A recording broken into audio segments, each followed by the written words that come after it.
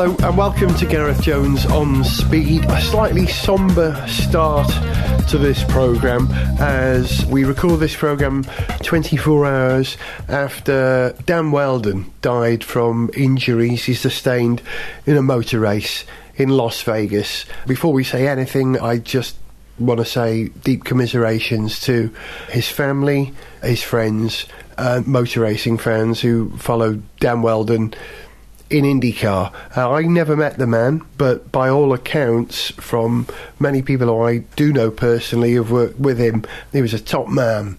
And the question remains, why did that happen? There will be a proper investigation into this. With me now, Zog and Richard Porter. Is IndyCar dangerous? All motorsport is dangerous, ultimately. Yeah, there's no getting away from it. Motorsport is dangerous. It used to say... I think it's very hard to say... Yeah, it used to say on the... It used to say on the ticket, motor racing... It does actually, doesn't it? Well, it used to say, motor racing can be dangerous. Now, it says, motor racing is dangerous. Oh, really? Yeah, and that's a very real reminder. That's what you get when you go to an FIA-sanctioned race on your ticket or your pass.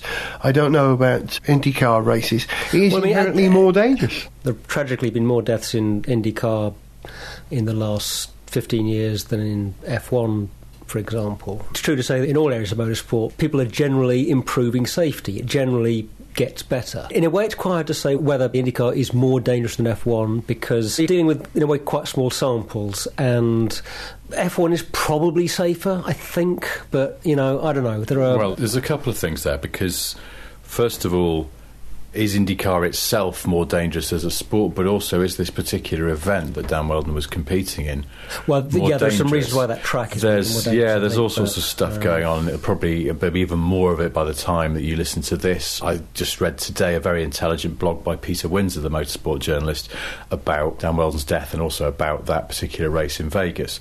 But for me, it was very weird because on Sunday night I just re-watched the Senna film, and at the end of that it reminds you that since Ayrton Senna's death there hasn't been another F1 driver lost in a race or in qualifying, anything like that. And you remember that weekend that Senna died, Roland Ratzenberger also died. Of course. It's a pretty horrific weekend, and since then Formula 1 safety has come on a lot. It was also pointed out by someone online today that since Dale Earnhardt Jr. died in NASCAR, they haven't lost a driver because they had a thorough review of safety standards. So it sort of feels like, well, if there are any problems with IndyCar, if there are some things that they need to tighten up, this sadly has had to be their sort of Ayrton Senna moment, their Earnhardt Jr. moment, where they've had to think back on what they do. Greg Moore was the last guy to die in Champ Car. I think it was still called Kart at the time, which has since merged with IndyCar. So, to be fair, IndyCar's record in terms of death is not too bad. The field is big, isn't it? The field is huge. They're limited to what, 33 which may be part of the problem 500? But there were 34 cars at the Las Vegas Motor. There were 35 though, weren't there? Because I think that Dan Wheldon was the 35th car, is that right? And he was invited as part of this $5 million to any driver who wants to come and try and win the race, and a number of people said that they were going to do it. A number of people then realised that they hadn't a hope in heck of doing it and decided against it, and so the $5 million prize fund was reissued to a driver who would come in and would split it with a fan. And Dan Wheldon was the current Indy 500 champion, but didn't have a drive in the IndyCar series, came forward to race in this event with the view of splitting this $5 million with a fan. There's no greater loss than death, but the heroic way in which he came back to do this, to split it with a fan, it's wrong to say makes it worse, but gives it a significance which is even more painful, I think. What I've witnessed over the last few days on Twitter and Facebook are the various people I know who raced with him, who have been tweeting pictures or Facebooking pictures of them racing against Dan Wheldon in this country in karts and in other formulae. People I know from A1 Grand Prix who know him very well. And that's kind of nice that, he's getting his recognition at this point. Because he was an unsung hero, a great British motor racing driver who had gone completely off people's radar in the UK and was a huge star in the States. Yeah. Well, he raced against Jenson Button, didn't he?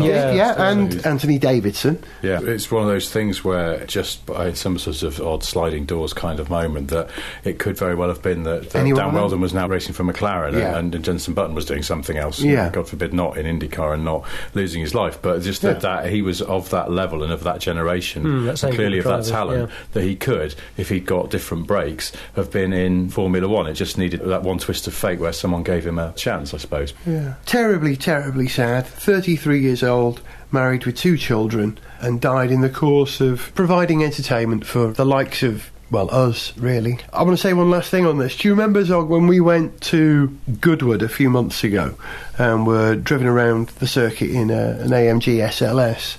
Jody Scheckter was the guest of honour there. He has links with Mercedes. Yeah. And I spoke to Jody about his son, Thomas, who was briefly in A1GP. And I said, how's Thomas doing? He's in IndyCar. And Jody Scheckter, a world champion and a Formula One driver in his own right, looked at me and said, I wish he wasn't doing that. He's going to kill himself. It's too dangerous, that sport. And I thought that was just a father's concern. I wouldn't have my children do any of the things I did when I was a teenager. But, maybe he was right. But for now, Dan Wheldon, we'll all miss you.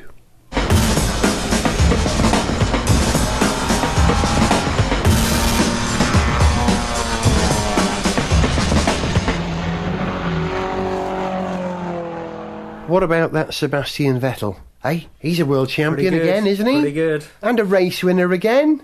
I just thought that race win was rather selfish in Korea. He doesn't need it. No, he doesn't. No. He says, fundamentally misunderstanding the psychology of racing drivers. I think they should just give him next year's championship now for winning that race. What, on the understanding he agrees not to take part and everyone else competes for second place. And he'll still win it. Yeah, might work. And I think he's one of the reasons that Lewis Hamilton appears down at the moment. Well, I mean, he has been noticeably... He's a bit off. You just see him in a couple of press conferences. He doesn't look happy. But do you know what doctors, proper psychologists use as a scale to measure how depressed someone is? Do you know this? No. It's called the Hamilton scale. Really? Yeah. OK. Not in any way related to the racing driver Lewis Hamilton. Well, if I was the wunderkind who came to Formula One and it turned out to be another wunderkind for 2 years running, he's never failed against anyone. He's never been beaten by his teammate. Do you know that? He even beat Alonso. Jenson is beating him. And I think if you've never had to deal with disappointment or let down or not quite making it before, the first time it happens, it's a big shock for him. And this is what could be going on. I think his teammate getting the better out of the car, getting the better out of the car and out of the team, out of the system, on occasion. Because, it's gone both ways at different times of the season. But you'd have to say, on the whole, Jenson has done a better job with the car, and a better job at working with the team, and a better job of... Well, he's just, he's got the points. I know. He's been contrary to what I think we all said. Magnificent. Well, I know I said before. Consistently taller as well. Consistently taller, a consistently scruffier but more likeable beard. Yeah, rather better than that beard. stupid chin strap that Hamilton's been rocking. And thankfully I noticed in Korea had finally, he'd sort of just let it grow out, as if maybe he'd decided to go scruffy beard and see if it worked for him like it had worked for Button. Oh, it's clearly... And it did. Second lap advantage, isn't it? Exactly. It's all in the beard. Well, this has happened before. But it's because McLaren is Hamilton's team, isn't it? I mean, they nurtured him from a young age. And then some West Country interloper comes in and starts making him look a bit silly. Well, and no driver likes to be beaten by their teammate. No. He's the one guy you want to beat. He's never been beaten. Everyone else. Not a problem, of course, if your teammate's who Felipe Massa, because he will just do what he's told to get out of your way. Or maybe not. Do you know what I think could be contributing? I'm guessing here, but, you say McLaren was his team, and we've said it ourselves. I'm not entirely certain. I think he may have been Ron's boy. But Martin Whitmarsh's McLaren is emerging as a different kind of culture. And it was Whitmarsh who signed... who took the decision to sign Jenson, which was, And I love what you call Martin Whitmarsh. Oh, what, the friendly skeleton? Well, there's something quite skeletal about him, isn't there? It's really odd. I can't put my finger on it, but he looks like... He's on the thin side. Yeah, but it's slightly just drawn sort of, side. drawn is the right word. But he's friendly. Yes, He's not he a is. scary skeleton. Yeah. If he really was a skeleton and he came out of your wardrobe in the middle of the night, you'd just be like, all right, Martin. How you doing? Engage in Ah. conversation. You kind of go, it's only Martin. Hello, mate. How you doing? Sorry, I was just in You'd there ask him looking a at some more question, blueprints. ask him a question and get a couple of rational but witty answers. Yeah, he wouldn't you, gives from good him? answers, doesn't he? Yeah. He seems like a very nice chap, I'm sure, but he has a skeletal Is quality it his to him. fault? Is it his fault that Lewis is not as quick and depressed? Or Well, I don't also, know. we haven't mentioned the fact that his dad is sort of out of the picture a little bit, or is he? I don't know. But he's not being managed by his dad He's anymore, not, is no. he? That aspect of his personal life and then the break with his father was obviously a difficult period for him, and it affected him mentally. Which came before the other, or quite how much was caused and what was affecting that whole story, I don't know. But you don't get the impression that he's been quite as focused. I am thinking, Professor Ayerson, that he is in what we psychologists call a causality loop. He is not quick, not as quick as he was, so this makes him depressed. And because he is depressed, he cannot go as quick as he was. And because he is not as quick as he was, this makes him more depressed. The depression cycle. Professor Freud, you may be onto something. Also, he loves his mother very much. I just hope he gets over it. Though. I'd just love to see him Well, get I think, through yeah, it. 'Cause we can rebuild him. Well, we can't, but they can. McLaren can. Yeah. I don't know. If you want to know some other reasons why F1 fans think that Hamilton might be a little bit off form, do go online and search them, because there's some, frankly, really rather libelous things out there on the internet suggesting why he's off. Yeah, I don't most believe of which them, are bound to be untrue, but yeah, maybe exactly. some of them aren't. I mean, it's very you easy don't to know. speculate. We just have. But the fact is that, the boy looks a little unhappy. Yeah. Sort of Eeyore-ish quality to him sometimes. I heard that Lewis was expecting Jensen's baby. That was not substantiated. No, I think you're Anyway, probably what was confusing released, the Formula One yeah, World well- Championship with EastEnders. Oh, sorry.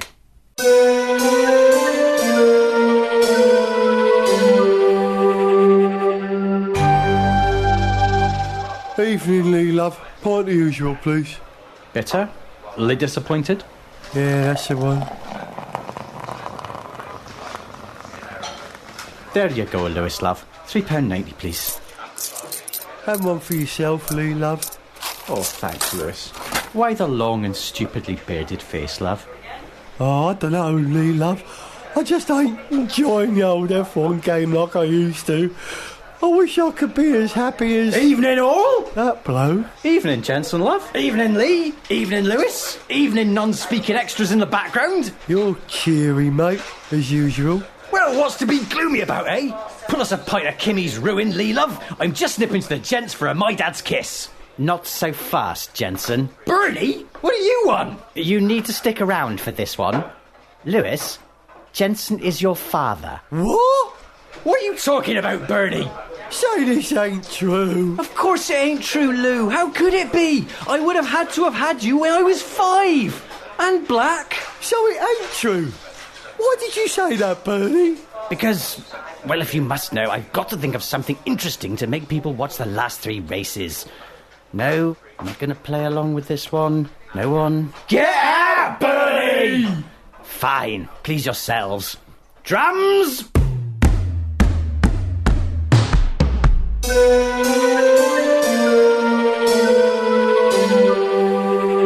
Sniff Petrol with Gareth Jones on speed! Do you know what my two lads did yesterday?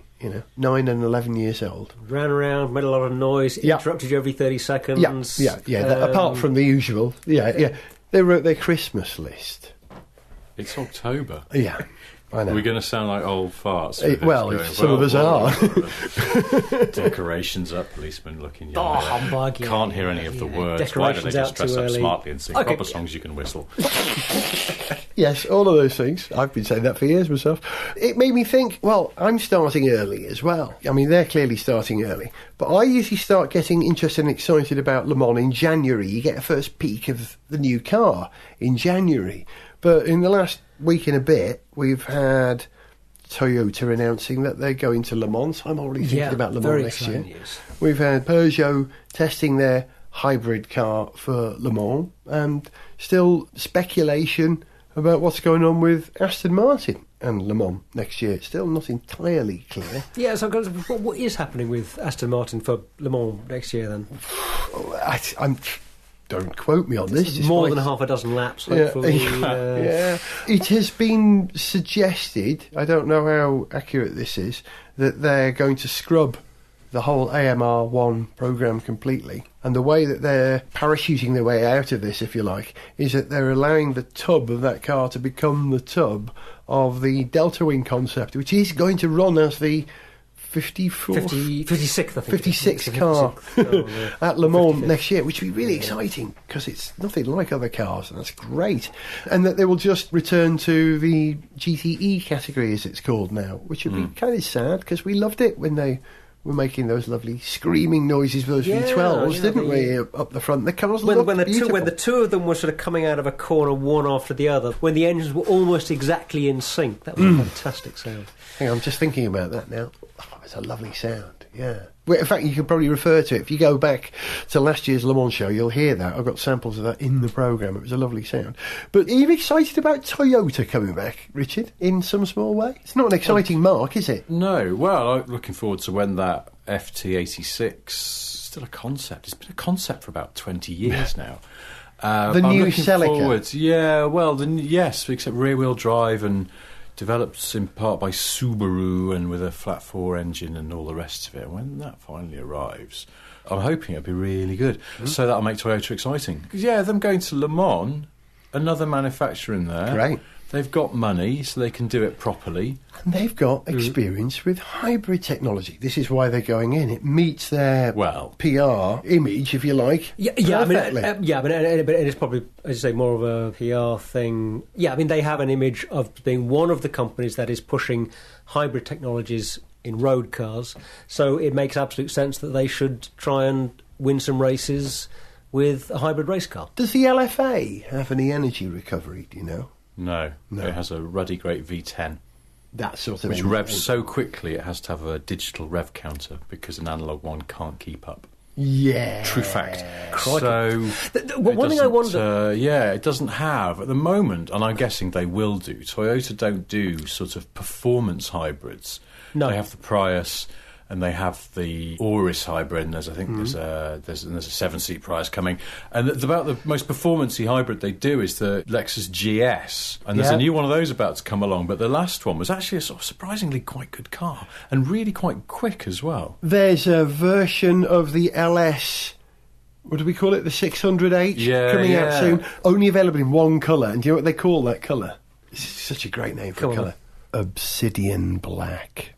Oh, Merc do Obsidian Black as well. They? What is it? For me, Obsidian, the Obsidian Order, was a faction of the Cardassians in Star Trek. My wife watches that programme all the time. I think of obelisks. That's the Cardassians, bloody awful. Obelisks and Egyptian statues, and stuff like that would have been... So what are you saying? It's a sporting version of the Is this the one LS? that's been papped at the Nürburgring and it's got wheel arch extensions and does look quite... It's a limited edition word that thing. we shouldn't say. It's the one that's always number 2 in the BBC's list of worst swear words. Oh, yes. The MF one. But it does look like that. It looks like quite an MF. And I don't know whether that's just is some kind of mule or whether it really will look like that. I can't imagine anyone would buy an executive saloon with sort of obviously tacked on wheel arch extensions. I'm just thinking there is another, Toyota Group, Lexus, sporting hybrid coming. They're doing a coupe version of the CT200, I believe. Are they? Which is going to be a more performance-oriented two-door coupe version of the CT200. I see. But then they're going to Le Mans to race as Toyota. Yeah, not Lexus. But it's not Toyota cars, it's the Toyota corporate logo, the same that was on the F1 car, which is a very different logo to the one that you see in the cars. So the ellipses, it's not the two ellipses, it's corporate Toyota. Okay. Which is... But even so, there's still the... You go say to people it's Toyota, they don't go, is it corporate Toyota or Toyota cars? Yeah, that's right, Toyota Manufacturing UK Limited. It is, it's just Toyota, and I suppose for the greater good it will promote all Toyota things, even their sewing machines. So will they employ Brundle? Will they employ Panis? Will they employ Alan McNish? Will they employ Ralph Schumacher? Is it all old Toyota Or will people? they have some new drivers lined up? Yeah, who would you go do for? they- I mean, yeah, you'd get McNish but I think he's pretty happy at Audi, isn't he? They Oh, saved yeah. his And life Audi are this pretty year happy with that. him, I'd have thought. So Yeah. You'd think it'd be pretty hard to prize away from Audi. But then Because again, it's worth depending, but maybe they think it was worth doing that. The fact that Toyota are coming in with a hybrid entry suggests that the ACO are maybe a lot more enthusiastic about hybrid categories in the racing. I'm just assuming that Toyota wouldn't go to the trouble of coming back to Le Mans. If they thought they were going to be messed around with too many rule changes year by year, they want to have the confidence that the hybrid category is going to be worth winning. And I think they want an outright win, don't they? In it. Yeah, of course, of course they do. They're Toyota ran, not gonna am get I it the right, first was year. it 2 or 3 years, sort of 98, 99, 2000, round about then, when the car that they had almost won with Brundle driving it, and, after a couple of attempts. Was it 98? I thought it was earlier than that. I'd have to check. late. Shall I have a look? I'm going to Yeah. go. I'm going to sit on the fence and say late 90s. Yeah, the old Zenith. It was the first time I met Marty 97. Brundle. I'm going to say 97. Just, I think it was 98. Yeah, 98, 99, I think they ran. We'll find out as... Never either way, knowingly over-researched, are Yeah, why do it when you can do it and keep people waiting whilst they're listening? But you take the point. The ACO has a bit of a reputation for blowing hot and cold on things and sort of making it difficult sometimes for teams and for companies to continue year on year with, a change they make here or not accommodating this aspect of what a manufacturer wants to be able to do. So I'm thinking that they must have given some pretty clear signals to Toyota that they're keen on the hybrid stuff. Otherwise, Toyota wouldn't be coming in this way. It suits them. No, so I'm going to do this like Rod Gilbert, because this is a bit like being on Rod Gilbert and going to the expert on the side who's been researching the... Can we have a drum roll, please? Yeah, Rod Gilbert, everything he says, complete surprise. I had no idea. Rod Gilbert, go on, Richard, what is it? Is Rod Gilbert the one who did that the Welsh can't be dramatic and that the ideal thing to say in a Welsh accent is, oh, look, B?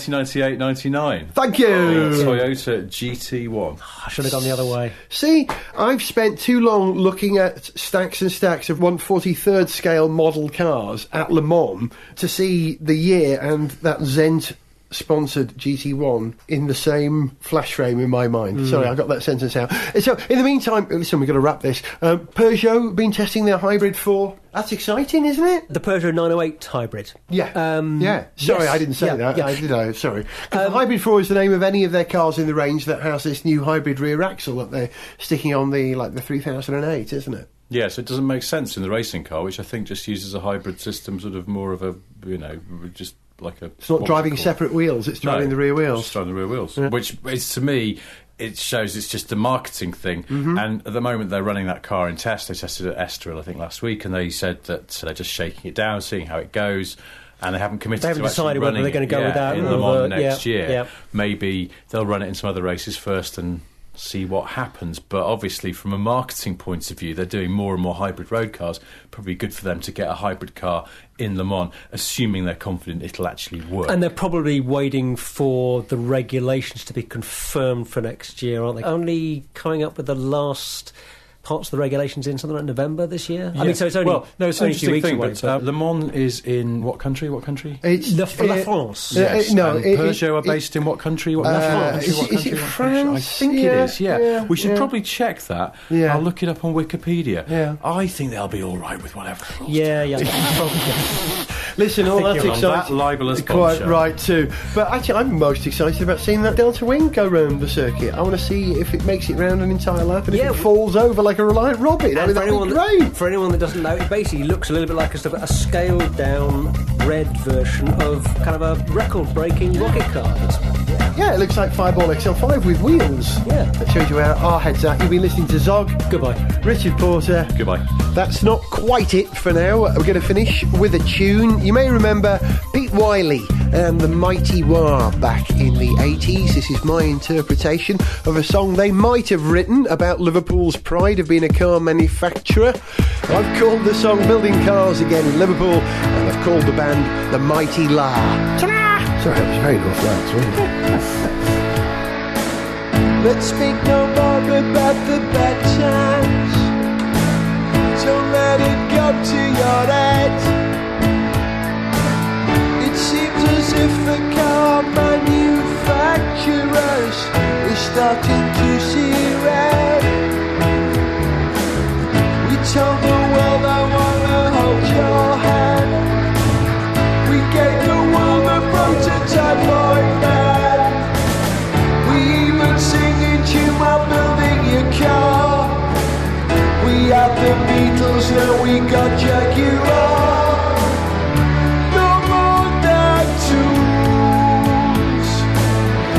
no more work to rule.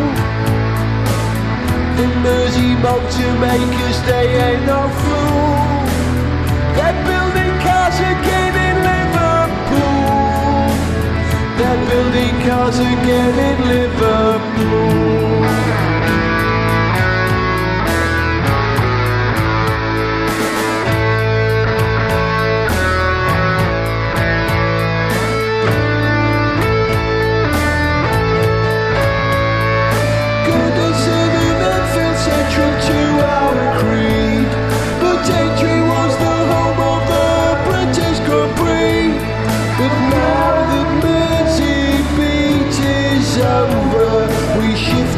Focus, now we make a Land Rover. We're not liver beds or militant jockers, not just a city of football and rockers. We do some swearing and fighting in bars, but now we're effing going to building cars. No more tattoos, no more work to lose. The Mersey motor makers, they ain't no fools. We're building cars again in Liverpool. We're building cars again in Liverpool.